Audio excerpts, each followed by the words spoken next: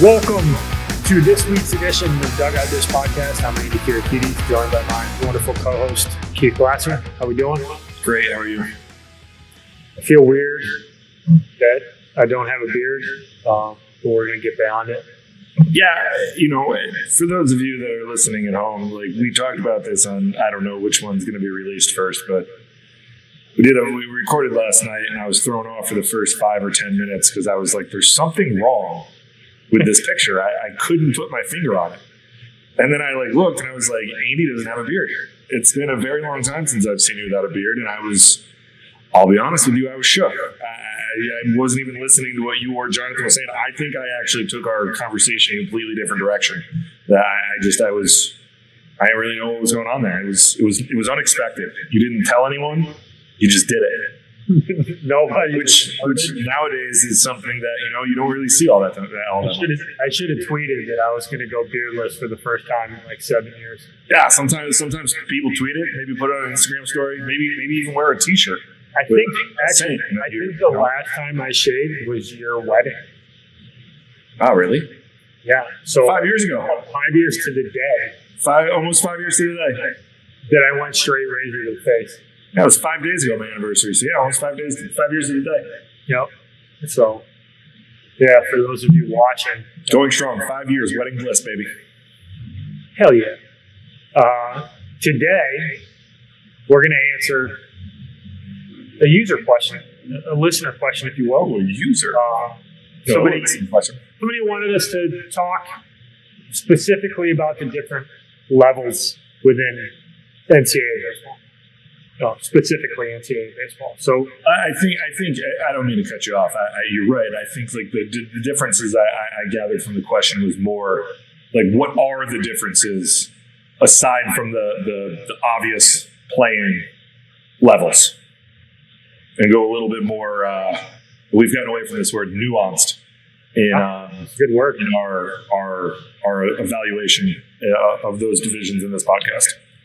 Yeah. So we're gonna dive into some rules to differentiate between the levels, and then we'll talk a little bit about the level of play stuff, because I do, even though that might not have been the crux of the question, I do think it's an important topic to cover. We hit on it quite a bit, but I don't think we can nail it enough, especially in this new ultra competitive environment of college baseball recruiting. So let's start off on top.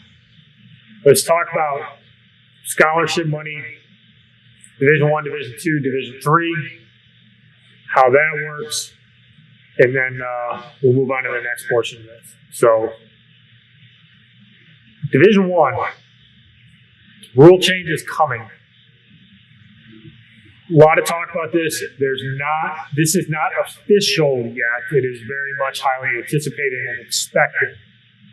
But to give a little bit of background here, prior to mid-July, It was 40-man roster, 11.7 scholarships with a 25% athletic scholarship minimum that you could spread across 32 players. That has since changed. The roster limit is now 34, and teams have the ability to fund 34 full scholarship players. We know, having talked to a bunch of coaches, it is very unlikely that schools are going to go to 34. Even the biggest of the big boys may not be 34 full scholarship programs right away. It might be something down the road that they can do, but the initial knee-jerk reaction right now is somewhere in the low to mid-20s. And I'm a little bit out of my breath on this, but I will give you the high level. There are Title IX implications to scholarship increase. So basically, if you go from 11.7 to 20, you need to find that delta for women's scholarships within your athletic department, because baseball is still a compliance sport, not a head count, if I'm terming that correctly. So the vast majority of Division I baseball, specifically like that lower third, there's very unlikely that they're going to budge at all on how they're currently funding their baseball program, at least in the short term. Maybe they're able to come up with some money long term. But a program that's funded at 6 or 7 scholarships right now, I would say it's highly unlikely that you're going to see a significant increase in the amount of scholarship money that's going to be available to them. I think it's a good thing, right? That kids are going to have access to more money. But I think the knee-jerk reaction was like, oh, everybody's got to get full scholarship. No, I don't think that's going to be the case. And even the biggest of the big boys aren't going to go that route, and they'll probably supplement those non-scholarship guys with NIL money or however they, ultimately decide to do it. Yeah, I mean, this is all fluid with the rule change, but I don't think that I do think that they're going to be able to spread however many scholarships they have out over 34 players. I think that's likely going to be the rule. Now, the thing that I'll be interested in moving forward is there going to be minimums like there was originally, where it was the minimum was 25%, or is it going to kick back to the old rules or the current kind of Division II rules where there is no minimum? Like you could give one guy 90% and another guy 10%, and do it that way too. So unsure kind of how that's all going to unfold, and there is other things that are obviously in the works. Conferences are going to be doing they're making different rules, talking about what they're doing, and it's not just specifically baseball. There's been scholarship increases across all sports. So this is something that while we talk about it, is something that is brand new for us. It's also brand new for a lot of other sports out there. So, it's not something that is, it was announced in July. Like, we might not have answers until November or December of this year. So it's not something that's going to come right away. And again, more so just because there are so many other, a lot of other sports had scholarship increases as well. Division II, there is some rumblings that there's going to be scholarship increases there, but they're still at 9 fulls with no roster limits. And as I mentioned previously, there are no minimums from a scholarship standpoint at the Division II level. So, you could give a guy 95% and another guy 5. You could give 9 guys 100 and the rest of them 0. You can really split your money up any way you see fit to build your entire roster. So, there is scholarship money available at the Division II level, but albeit far less than there is in what's going to be the new rules of Division I, excuse me. Under the old rules, it was only, if you're fully funded, it was only 2.7 scholarships you're under. So, it's still a little bit of an equivalency and close, but now it's not going to be close, and, unless they increase there. And same kind of issue. If you start increasing scholarships like that, it's funding and it's making sure that you're compliant with Title IX stuff as well. And then Division III, there are no athletic scholarships. It's all merit scholarship money, which is going to be based on your application, everything it is that you bring to the table, what admissions deems you being worthy of at that institution, and then whatever need-based money you would get once you fill out the FAFSA. And then other schools do require the CSS profile as well, and there are some other financial type questionnaires, if you will, that you might have to fill out at other institutions that kind of give you a need-based or an EFC, an estimated family contribution, which I believe is outdated now with the new FAFSA, but the under the old ones, it was an EFC, which is your estimated family contribution, what that was, and then they would tailor your need-based money to that. So, Division III, no athletic whatsoever. It's all going to be need-based and federal financial aid. So, if there's anything you want to add to that, feel free.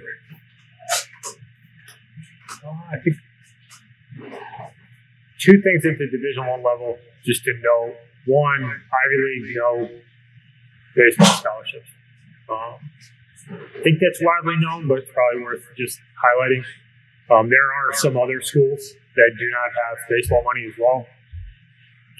We'll see if they end up funding those. The other thing, you kind of touched on it, but I think it's an interesting thing to point out, is that there has been talk that conferences may put in scholarship limits in addition to the 34. So, like, one specific conference might say, hey, we know they said you can go to 34, but the cap in our conference is going to be 17. to try to keep some parity, because we've talked about this. There's some schools in non-Power 5 conferences that have pushed their chips in on Division I baseball and are willing to fund them to the absolute maximum. And there's schools within those conferences that there's a pretty big disparity in the amount of funding. Like, I even saw this in the CAA, where you've got schools that are fully funded in a super competitive Division I conference, and then you have some schools at the bottom half of that conference typically that are not funded nearly at the same rate. And in order to keep some parity within the conferences, there has been some conversation that there could be caps at the conference level and not just the 34 that the NCAA is throwing out there right now. Yeah, I kind of alluded to that, but I'm glad that I forgot that I had said that, so I'm glad that you've, in office speak, circled back and illustrated more of that point to hammer home and nail down. Circle back, so good. The other big difference is the amount of time that coaches get to spend with players. And I know you got the info in front of you, so I'm going to let you roll with this one. Talk about the difference in terms of practice time and face time that you get from the Division I, II, and Division III levels, because I think this is an important distinction from a playing perspective. Yeah, so Division I, you get the maximum. It gets a little convoluted, so stay with me, and I'll try to make this as layman terms as possible. You get 132 total days, which you can work with throughout the course of your fall and spring season.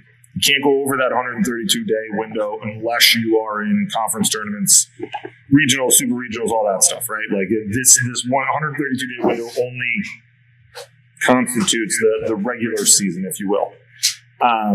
Now you're gonna have in your fall or your non-championship segment, they like to call it, but essentially in your off season, you're gonna have a 45 consecutive calendar day window during September, October, November, where you can practice, you can play games, you can have countable athletically related activities.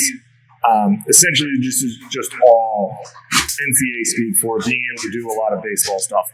Whether it's going to be practice, individuals generally are going to be smaller group setting type stuff with coaches, but they can also be in straight up individuals. You hit, defense, pitchers, all that type of stuff. You're going to be 4 hours a day or 4 hours per day is the max, 20 hours per week. And then I think when individuals hit, I think you're into 3 hours a week, maybe 4. I forget what it is off the top of my head, but it's around 3 or 4 hours a week that you have when you're into individuals. Lifting and all that stuff is a completely different animal. You're going to be in the weight room. That doesn't necessarily count towards everything. You get 56 games at the Division I level. So when you flip into the spring season, there is a uniform start date. It's 3 weeks preceding the third weekend in February. So you're going to be able to have it's essentially 14 weeks before Memorial Day is the way that it's written. You'll be a uniform start date from a practice standpoint. You can do individuals up until that. Then you have your first day of team practice. You'll see it all over Twitter. Everyone's fired up to get out there and actually team practice. And then you'll run through your 14, 15 weeks of the season that lead into conference tournament and hopefully regionals, supers, and the College World Series for everyone. Yeah, a lot of baseball. Once again, the one caveat to that would be the Ivy League, which has some stricter limitations. 40-game regular season. They typically start a week after everybody else from a practice and a start date perspective. There's a lot at the Division I level. Like, you start to think about some of those hours and huge commitment. Guys are on the field a ton, and then you add in the weight room stuff. You add in the individual work after you get through your practices. it's a massive commitment, and it's something that guys, in some cases, aren't necessarily prepared for. It'll be the most baseball that guys play ever when they step on campus for the first time. I think Billy Salento mentioned this, that they lift 48 out of 52 weeks a year. And that's kind of the bar. Like, that's just the norm. So anybody who has aspirations or is going to go play Division I baseball, just understand that commitment level it's really high, and you need to be ready to take that on, and you need to be ready to be committed to the time and the effort that's required to compete at that level. What do we got for Division II here, Coach? Division II, you're going to have 50 games, so it's only 6 less than Division I.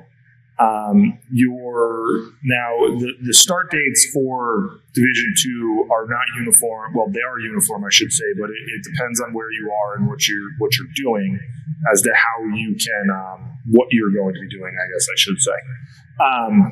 So during the we'll call it the season, you are going to be able to start January 10th or the first day of classes, depending on when your institution starts class. And then the uniform start date from a game standpoint in the spring for Division II is February 1st. So February 1st is the first day that Division II can kick off and play games. So they start a little bit earlier from a game standpoint there. And then same kind of thing, that whole thing runs up until the conference tournaments, regionals, super regionals, and then College World Series. Your fall, is generally going to start, you can't start before September 7th or the institution's 4th day of class, because there are a lot of schools that start in August.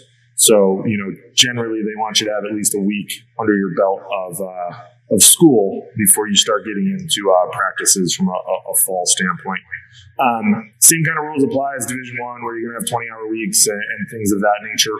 You're going to have mandatory off days just like you do at Division I. You can play games in the fall, but they will count against you in the spring. So, generally you're probably only going to play one because you are allowed one. Usually it's going to be like 18 innings. I do think the rule change, I haven't been able to find it, but I do think the rule change for Division II is that of Division I, or 3, excuse me, where you can play 2 standard 9-inning games, or you can play 118. Most people usually end up opting for the 118 route, but it just kind of depends on the program and the institution itself. So there's a lot of things that go on. There's a lot of similarities between Division II and Division I from an on-hands coaching standpoint. Really, the biggest difference from a what you can do really type thing is that you're limited to 50 games instead of 56. So that's really probably the biggest difference. Aside from obviously the starting earlier from a practice and game standpoint than there is at the Division I level. But it should be noted, and if geographically, if you look at maps of Division I and Division II schools standing alone, there are a lot more Division II schools in California, the Southeast, where they can get on the field and play a lot earlier than there are in the Midwest and Northeast, as opposed to kind of the Division I route, where there are a substantial amount of Division I schools that play in New England, the Northeast, the Mid-Atlantic, who can't technically get outside and play a whole hell of a lot earlier, which is why it led to that uniform start date, where you and we didn't have that uniform start date when we played. We practiced inside for like 9 weeks and then went and played. So that was a lot of fun. Well, the reason they did that is because what ended up happening is that the big schools or the schools from down south, they didn't have to play midweek, so they were always throwing their best guys. And with that condensed schedule and that uniform start date, you're forced to have a deeper roster. You're going to play on Tuesday, Wednesdays.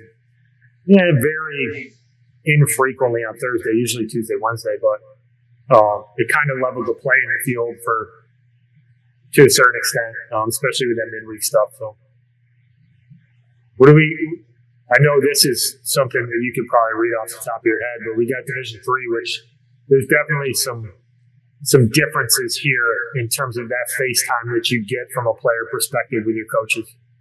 So Division III, they did change the rules a tad bit since I left, where now I believe it's 119 days that Division III gets total. So essentially what the NCAA did post-COVID was, and it still kind of holds true, if you will, Division III had 19 weeks to where for your season that you would break out 15 in the spring, 4 in the fall.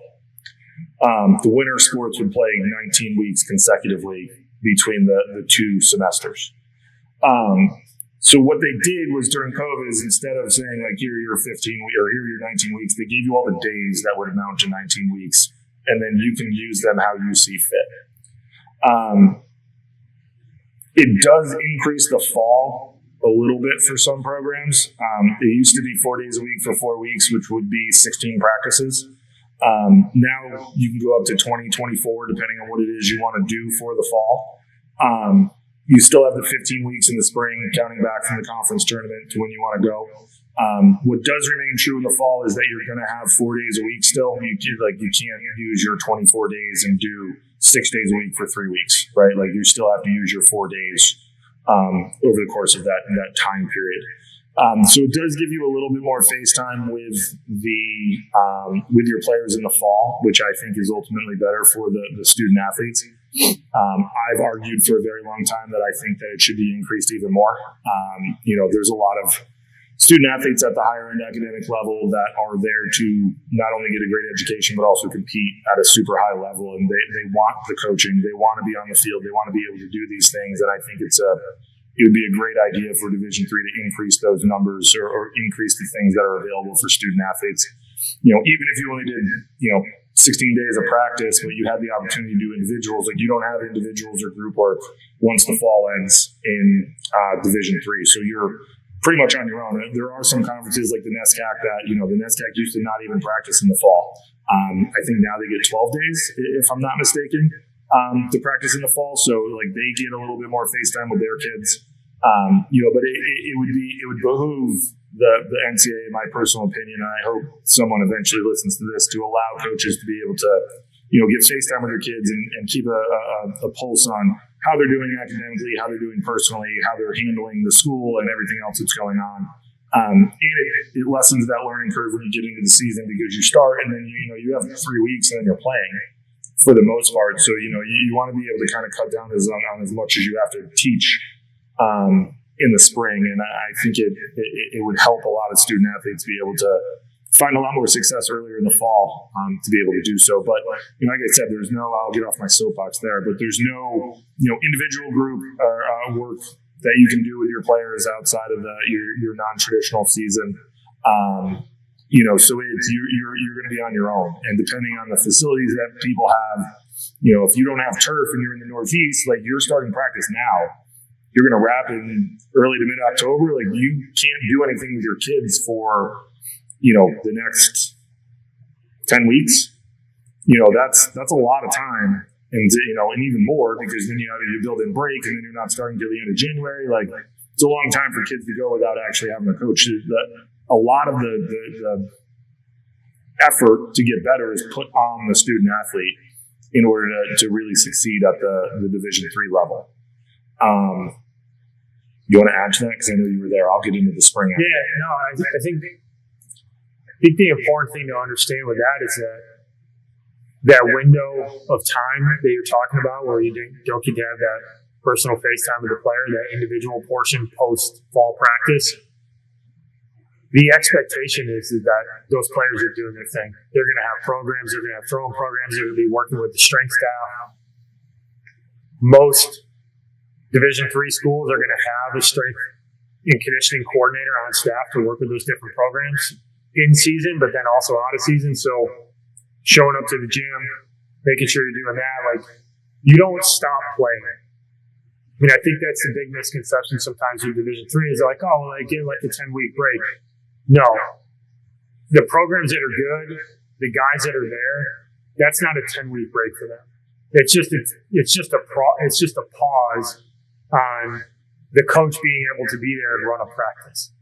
But most really good Division III programs, those kids are going to self-organize.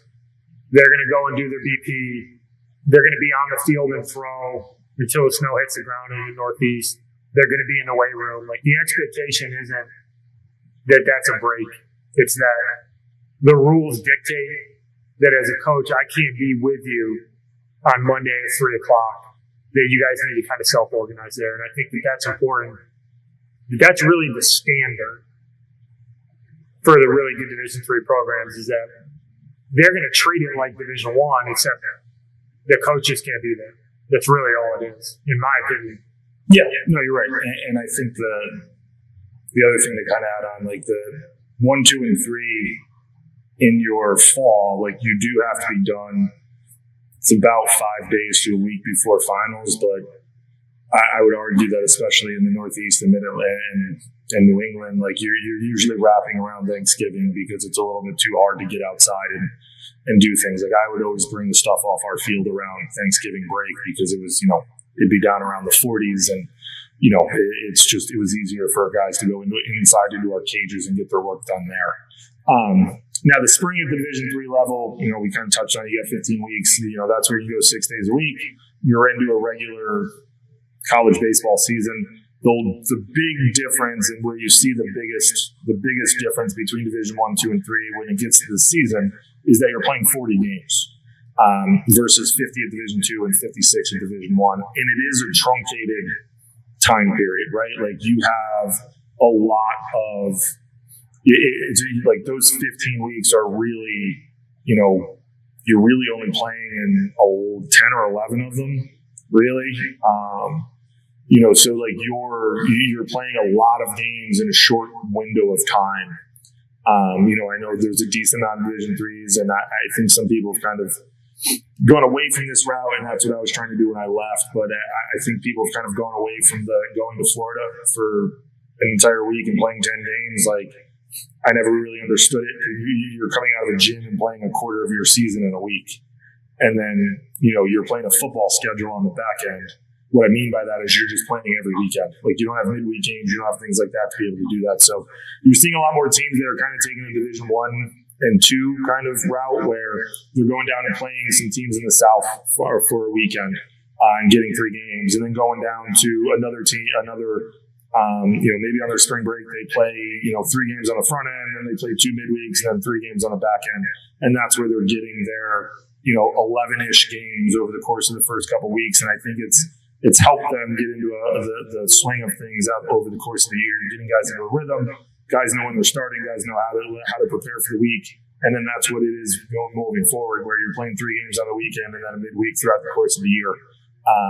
So that's probably that is without a doubt the biggest difference. I think the other thing from a Division III standpoint is, like, it's generally going to be very regionalized, especially once you get into conference play. Not to say that it's not at the Division I or II level, but there is a little bit more travel in some of those Division I conferences. Obviously, if we're talking about the Power 4s or 5s or however many there are now, like, there's a lot of travel, right? Like, you're in Stanford and you're coming to the East Coast, or you're on the East Coast and you're going to the West Coast for conference games. So there's a lot more that goes into it there. But from a Division III standpoint, in the Liberty League, like everybody is in the state of New York. So you're never leaving the state of New York for a conference game. And kind of depending on where you're located, like, you might not leave the state of New York at all for the entirety of the season, because there are a lot of Division III schools in New York that you can play. So there's that as well, kind of depending on where you're located. Obviously, if you're a Stevens, Tapper has the ability to schedule a lot of teams in New York and New Jersey and Pennsylvania, because it's easy access to kind of get everywhere. Same thing when I was at RPI, I was able to schedule teams in Vermont and Massachusetts and Connecticut. Like, you're kind of centrally located to be able to get a little bit more there. But you're not going to see, like, we would play Dartmouth midweek when we were in college, you and I, and when I was at Siena, we would play Dartmouth and, some other, that's a 4-hour trip-ish, midweek. Like, you're not going to see a team from, New England going to Rochester on a midweek to play that game. So it's a little bit different and a lot more regionalized, and a lot of that does and I guess we should probably touch on this real quick too. Like a lot of the Division One and Division Two is more regionalized when it comes to regionals, super regionals, getting into the World Series. Where Division One takes everybody and takes the best 64 teams that they think and get them into the tournament. Where Division 2 and 3, you're going based off the New York region. And there's a little play in there, and you'll see some other stuff. But like generally speaking, you're trying to get really good in-region wins to bolster your schedule and your strength of schedule, your RPI, so that when it comes down to it, if you don't get the AQ, which is the automatic qualifier, you have an opportunity in that large bid. All right, we are back. Apologies. Slight delay, slight technical difficulty. Happened at a good time, though. We're transitioning into talking about the different levels of play. And I think oftentimes what ends up happening is people take the easy way out when they talk about this, and they just say Division One is better than Division Two, is better than Division Three. When the reality is that there's tiers within the tiers, and that there's quite a bit of overlap between Division One, Division Two, Division Two, Division Three, and in some cases, I would argue that there's some Division Three schools that can compete at that Division One level. So I want to take a few minutes to close this out and kind of talk about this. I mean, we've both coached at multiple levels. You coached at Division One, Division Two, and Division Three. I coached at Division One and Division Three.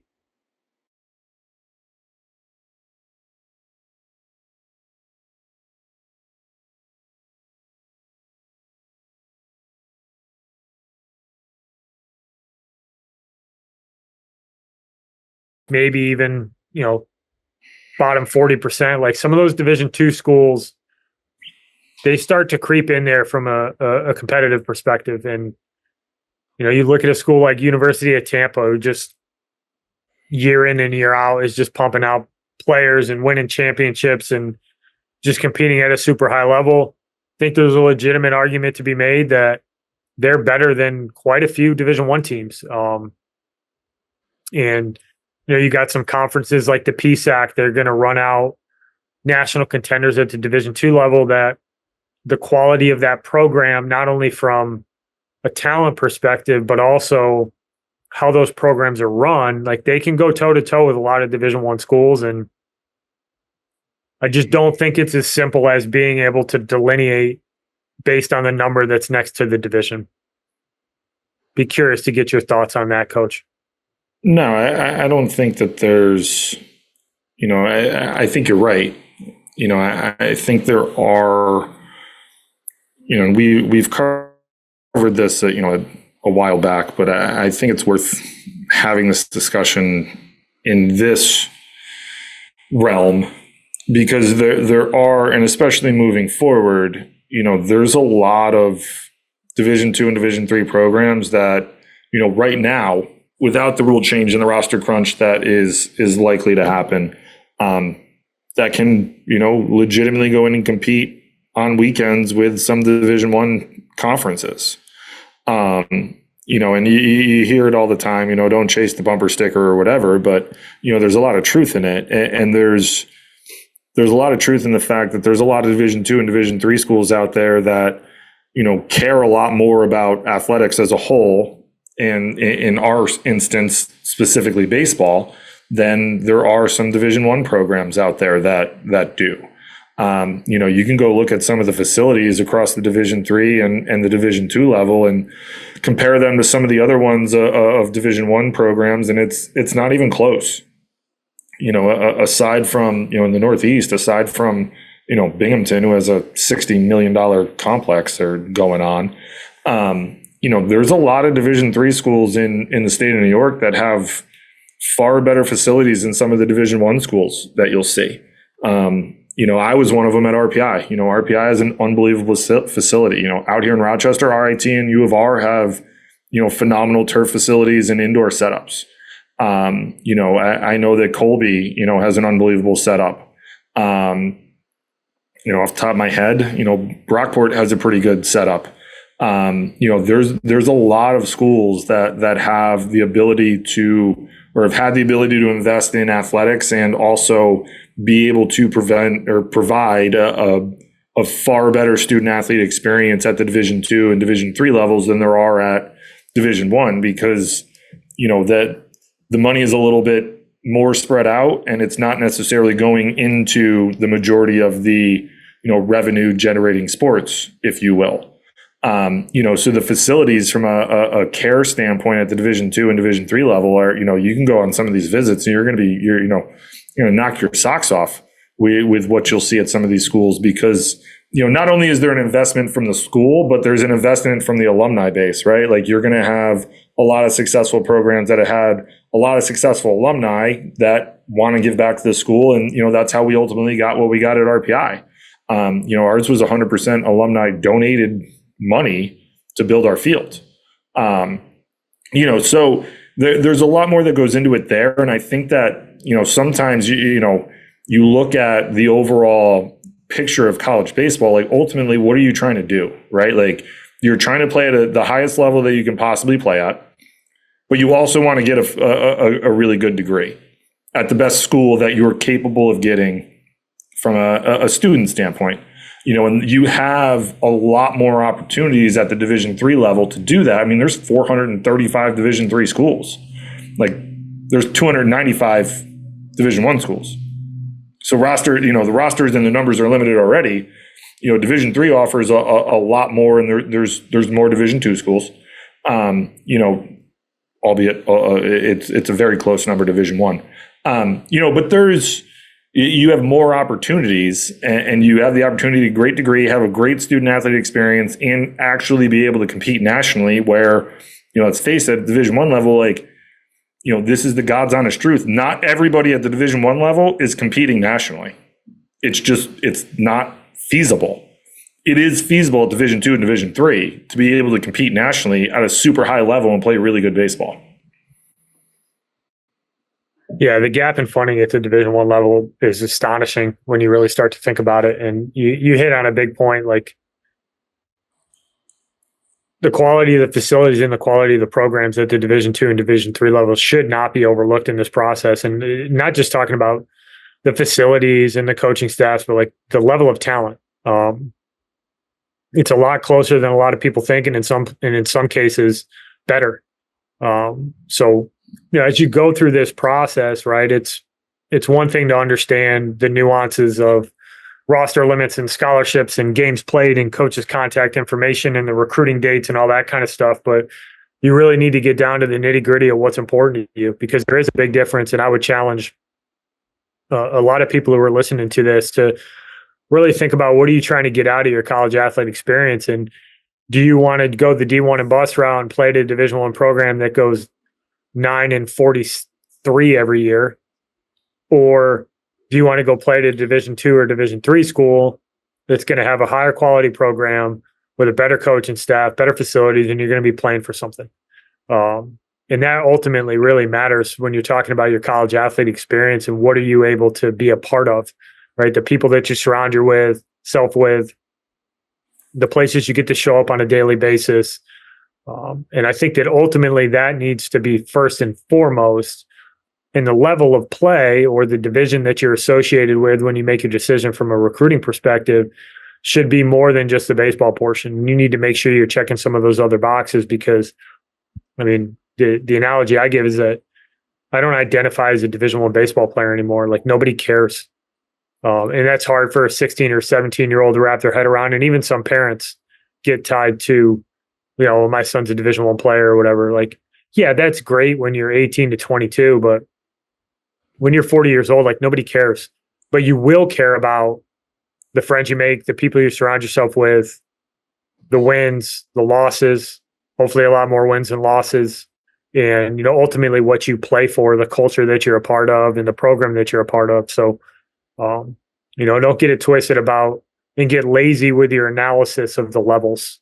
And I challenge people to really think about that, you're looking for the right fit. You're not looking for the smallest number next to the division from an NCAA perspective. So just some food for thought as far as that goes, on top of kind of the nuances and some of the differences between the level. Anything you want to add to that, Coach? Well, I think you nailed it. Like, we talk about a lot that college baseball has never been this competitive top to bottom.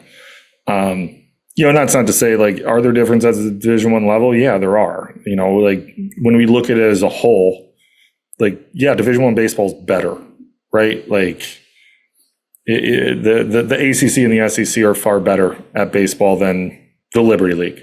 It's true. But from an overall perspective, like it's such a small minority of student athletes that are going to go play in the SEC and ACC and the Power Fours and Fives, whatever we're calling those conferences, where the vast majority are going to be playing mid-major Division I and below. And those are questions that you do have to ask yourself. What is it that I'm looking to get out of my experience? And if winning and being a part of something that's a little bit bigger than yourself and being able to legitimately compete nationally, and I'm saying this. We're both saying this as former Division I athletes who went to a regional and played at LSU and had a shot. Like we never really we played Division I baseball. Like we never were competing for to go to the College World Series. That was not something that was legitimately going to happen to us. But we played at a high level. And we had a really great career, and we had a blast doing it. Like we made the right decision for us. The point is that you want to make the best decision for you. And I think nowadays with Division II and Division III being elevated from a play standpoint, there's even more reason nowadays to be like, you know what, I'm gonna take all options and see where I fit best versus I'm gonna play Division I baseball. Because then you're leading yourself down a road of self-defeat, because if it doesn't work out, now what? You think you're not a Division I baseball player, and we're might not be a Division I baseball player, but I mean, I'm telling you right now, Division I baseball players are currently and will be playing Division II and Division III baseball in the very near future. That's how good you're going to have to be in order to actually make these rosters and legitimately play. So I think that reframing it for people who listen to this and who are eventually going to go through this, it's the talent level that you are going to have, the floor is being raised, and you're going to have to be a really good player. And eventually it's going to get to the point, we talked about this before, there's likely going to be a split at some point in all sports with the Powers and everyone else, and who knows what that's all going to look like. But it might be a better decision for you to go play at a Division III school and get a phenomenal education, go compete nationally, go be really good regionally and be able to get into a super with an opportunity to go play in a World Series, 2, maybe 3 years, versus going to a school that, you might be 500 for 4 years and, maybe play for a conference tournament once or twice. And the experience that you'll have is far better. I can tell you from experience. I was on both ends as a player. I was on both ends as a coach. It's far better when you're able to actually be able to say hey, we're one of the better teams and we're going to be able to go out there and compete nationally. I was on it more times than not as a coach at the Division II and Division III level than I ever was as a coach or a player at the Division I level. And I think that your student athletes have a far better experience in being able to do those types of things. And I just think it's definitely something that you should seriously consider when you go through your recruiting process. Spot on, Coach. Spot on. Well, folks, I hope you learned something. Hope we're able to break that down to the proper level of detail. I'm sure we'll cover it again at some time in the near future. But thank you for listening, and we will speak with you next week. Thanks, everybody. Thank you for listening this week. If you're watching on YouTube, go ahead and hit that subscribe button and smash that like button for us. Check us out on Apple Podcasts, Google Podcasts, as well as Spotify. You can follow us on Twitter and Instagram at EMD Baseball.